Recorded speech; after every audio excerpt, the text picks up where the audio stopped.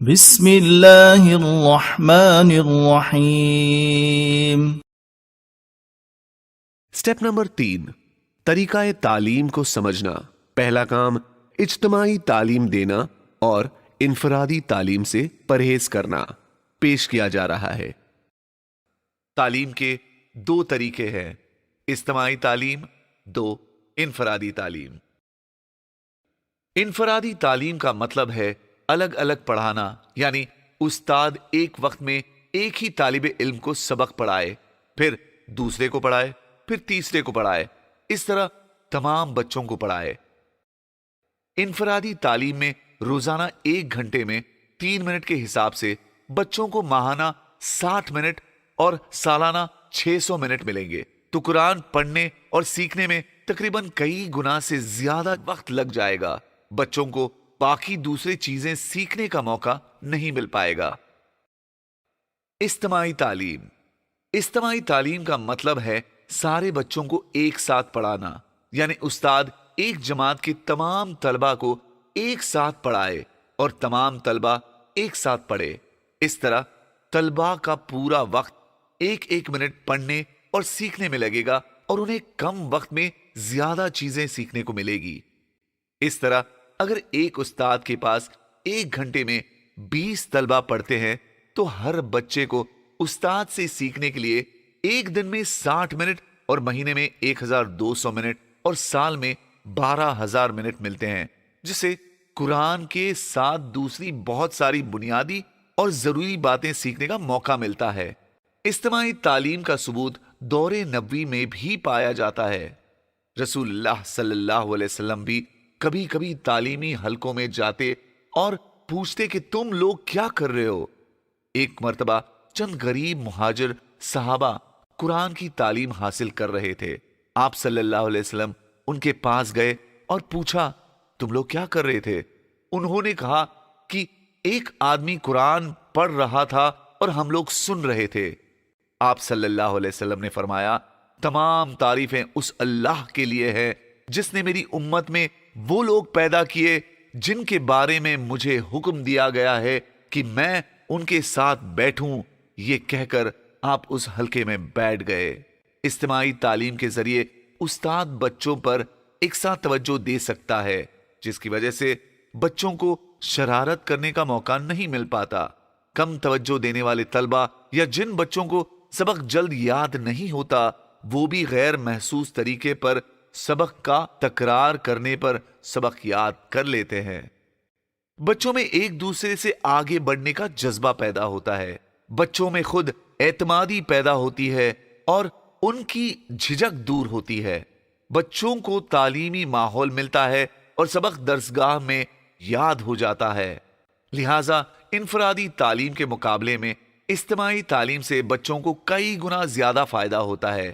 اس وجہ سے دنیا کے تمام تعلیمی اداروں میں، خواہ وہ مدرسہ ہو یا اسکول ہو یا کوئی انسٹیٹیوٹ، ہر جگہ اجتماعی تعلیم ہوتی ہے۔ اس لیے مکتب میں بھی اجتماعی تعلیم کا نظام ہونا چاہیے اور دنیا میں چلنے والے تمام زبانوں کو اجتماعی طور پر سکھایا جاتا ہے، حتیٰ کہ عربی ممالک میں عربی بھی اجتماعی طور پہ سکھائی جاتی ہے۔ اس لیے قرآن بھی اجتماعی طور پر سکھایا جائے۔ تجربے سے یہ پتہ چلا کہ دنیا بھر میں انفرادی طور پر پڑھانے والے مکاتب کے مقابلے میں اجتماعی طور پر پڑھانے والے مکاتب بہت کامیاب ہیں، کیونکہ اجتماعی طور پر پڑھانے کی وجہ سے بچوں کے اندر سستی ختم ہو کر چستی اور پھرتی پیدا ہو جاتی ہے۔ اس وجہ سے اکثر بچوں کو مکاتب میں اسکول سے بھی زیادہ اچھا لگتا ہے۔ اعوذ باللہ من الشیطان الرجیم، بسم اللہ الرحمن الرحیم۔ اس طریقے تعلیم کی بنیادی خصوصیت اجتماعی تعلیم ہے، جس کا طریقہ استاذ تمام طلبہ کو ایک ساتھ پڑھائے گا۔ اس سے تمام طلبہ متوجہ رہیں گے، شوق بڑھے گا، مکمل وقت تعلیم میں لگے گا۔ انفرادی طریقے تعلیم میں استاذ ایک طالب علم کو پڑھاتا ہے، اگر ایک جماعت میں 20 طلبہ ہوں تو 60 منٹ کو 20 طلبہ پر تقسیم کریں تو ایک طالب علم کو استاذ صرف 3 منٹ پڑھاتا ہے. اس طرح ایک طالب علم پورے مہینے میں 1.25 گھنٹہ تعلیم حاصل کرتا ہے اور سال بھر میں صرف 12.5 گھنٹے تعلیم حاصل کرتا ہے، بشرطے کہ طالب علم روزانہ سبق لے اور پابندی سے حاضر ہو. جبکہ اجتماعی تعلیم میں پورا وقت یعنی 1 گھنٹہ روزانہ پڑھنے پڑھانے میں لگتا ہے، ماہانہ 25 گھنٹے اور سالانہ 250 گھنٹے پڑھتا ہے. اب آپ کے سامنے اجتماعی طریقے تعلیم کا مختصر نمونہ پیش ہے. السلام علیکم ورحمۃ اللہ وبرکاتہ. وعلیکم السلام ورحمۃ اللہ وبرکاتہ. بچوں، آج کا سبق شروع کرتے ہیں. حفظ سورہ. حفظ سورہ قرآن کریم کی کسی صورت کے یاد کرنے کو حفظ سورہ کہتے ہیں. حفظ سورہ کہتے ہیں. اعوذ باللہ من الشیطان الرجیم.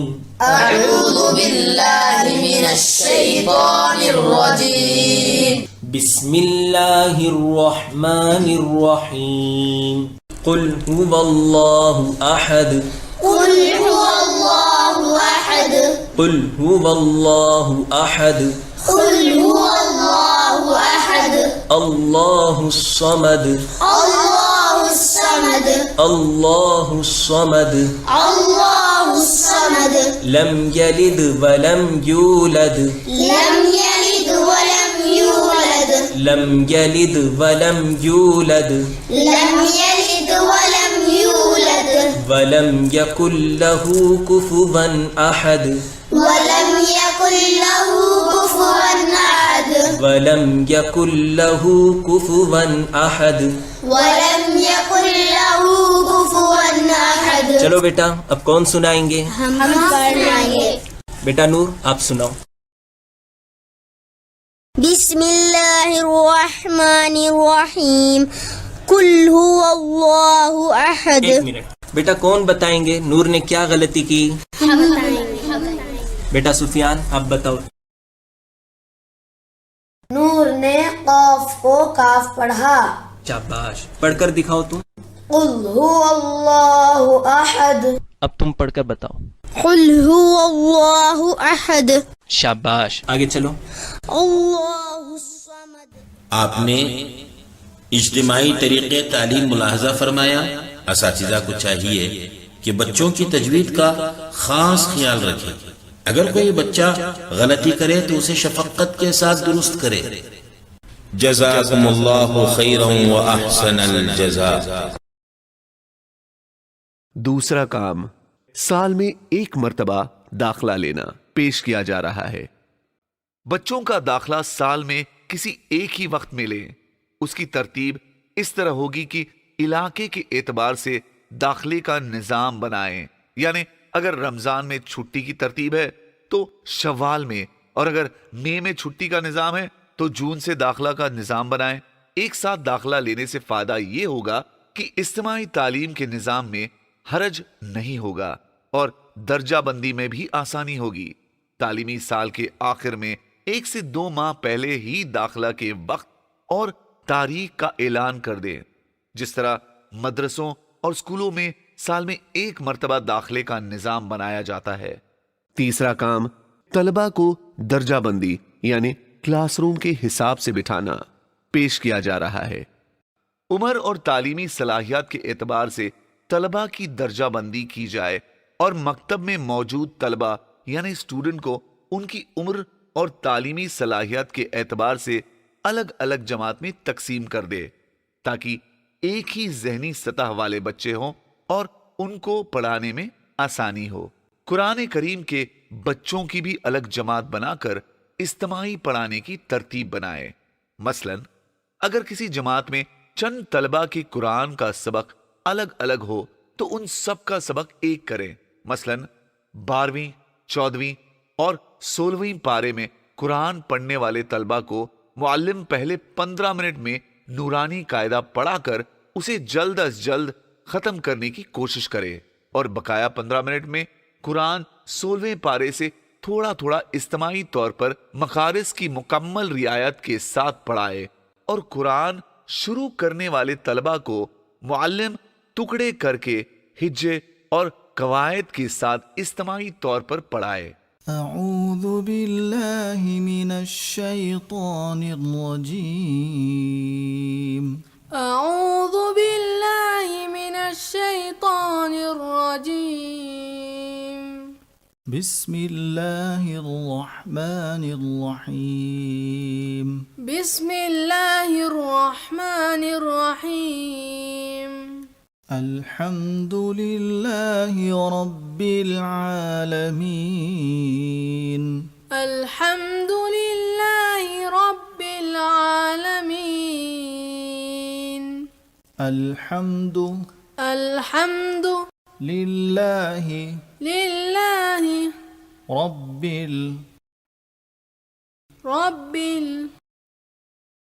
العالمين العالمين حمزة لام زبر ال حمزة لام زبر ال حاميم زبر حم حاميم زبر حم الحم الحم دال پیش دو دال پیش دو الحمد الحمد لام لام زیر لیل لام لام زیر لیل لام کھڑا زبر لا لام کھڑا زبر لا للہ للہ ہا زیر ہی ہا زیر ہی للہ للہ الحمد للہ الحمد للہ رابا زبر رب رابا زبر رب با لام زیر بل با لام زیر بل رب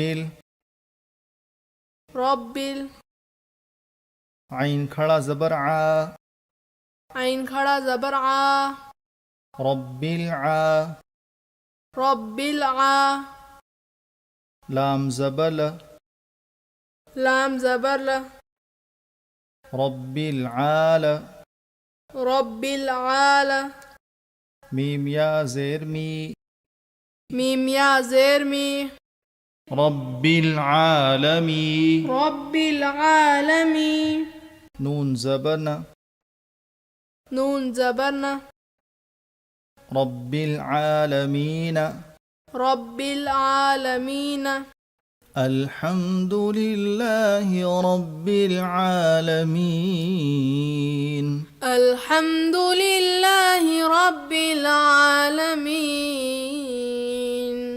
طلبہ کی ادائیگی جب تک اچھی نہ ہو جائے معلم خود ہی پڑھائے، طلبہ سے نہ پڑھوائے۔ قرآن اور دینیات کا سبق پڑھانے کے بعد طلبہ سے سبق اس طور پر سنیں کہ ایک طالب علم سنائے اور تمام طلبہ غور سے سنیں۔ اس کے غلط پڑھنے پر طلبہ ہاتھ اوپر اٹھا کر اشارہ کرے، پر استاد ان سے پوچھ کر اس کی تصحیح کرائے۔ تمام طلبہ سبق سنائیں، اس طرح بار بار سننے سے سبق یاد ہو جائے گا۔ ایک جماعت میں زیادہ سے زیادہ 20 طلبہ رکھیں تاکہ روزانہ اسباق دینے اور سننے میں آسانی ہو، اور ایک وقت یعنی 1 گھنٹے میں ایک ہی جماعت کو اجتماعی طور پر پڑھائیں۔ مخلوط جماعت نہ رکھیں تاکہ ایک جماعت کو تعلیم دینے میں آسانی ہو۔ چھوٹے بچوں کی جماعت کو بچوں کے انداز میں پڑھائیں اور بڑے طلبہ کی جماعت کو بڑوں کے انداز میں پڑھائیں۔ اس سے ان کے اندر دلچسپی پیدا ہوگی اور وہ شوق سے پڑھنے والے بن جائیں گے۔ چوتھا کام، طالب علم کے پاس درجہ وار کتاب ہو، پیش کیا جا رہا ہے۔ ہر طالب علم کے پاس درجہ وار کتاب ہو تاکہ طلبہ کی توجہ کتاب اور سبق میں رہے اور گھر جا کر سبق کا دور کر سکے۔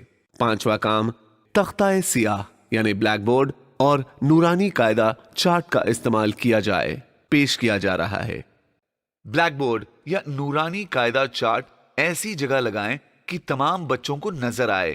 نیز پڑھاتے وقت اس کے دائیں یا بائیں جانب کھڑے رہیں، سامنے نہ کھڑے ہو تاکہ بچوں کو نظر آئے اور بچوں کو مختلف سوالات کے ذریعے متوجہ رکھیں. بلیک بورڈ پر تعلیم دینے کے بعد جو کچھ پڑھایا گیا ہے اس کو کتاب میں سے بھی پڑھائیں، پھر بچوں سے باری باری پڑھنے کے لیے کہیں. تختہ سیاہ پر تعلیم دینے سے بچوں کے لیے سمجھنا اور استاد کو سمجھانا آسان ہو جاتا ہے. اس پر بچوں کو پڑھانے سے ان کی توجہ ایک جگہ رہتی ہے اور مضمون ذہن نشین کرانا آسان ہو جاتا ہے اور الفاظ و حروف کی شکل اور صورت ذہن میں بیٹھ جاتی ہے. چھٹا کام، زیادہ وقت دینے والے طلبہ کی ترتیب بنائیں. پیش کیا جا رہا ہے. مکتب میں 1 گھنٹے سے زیادہ وقت دینے والے طلبہ کی اگر مکمل جماعت ہو تو ان کو 1 سال کا نصاب جلد ختم کروا کر دوسرے سال کا نصاب شروع کیا جا سکتا ہے. اگر بڑے بچوں کی جماعت ہے اور وہ نصاب جلد یاد کر لیتے ہیں تو اگلے سال کا نصاب شروع کروایا جائے. 7واں کام، کتاب کو ہدایت برائے استاد کے مطابق پڑھانا. پیش کیا جا رہا ہے. دینیات نصاب پڑھانے کے لیے روزانہ 1 گھنٹے کا وقت مقرر کیا گیا ہے. اس کو اسی ترتیب پر پڑھائیں. قرآن کے لیے 40 منٹ اور بقیہ تمام عناوین کے لیے 5-5 منٹ مقرر ہیں. ہر مہینے میں 20 دن سبق پڑھانے کے اور 4-5 دن چھٹی کے ہوں گے. مہینے کے آخر میں 5-6 دن پورے مہینے کا دور کرائیں.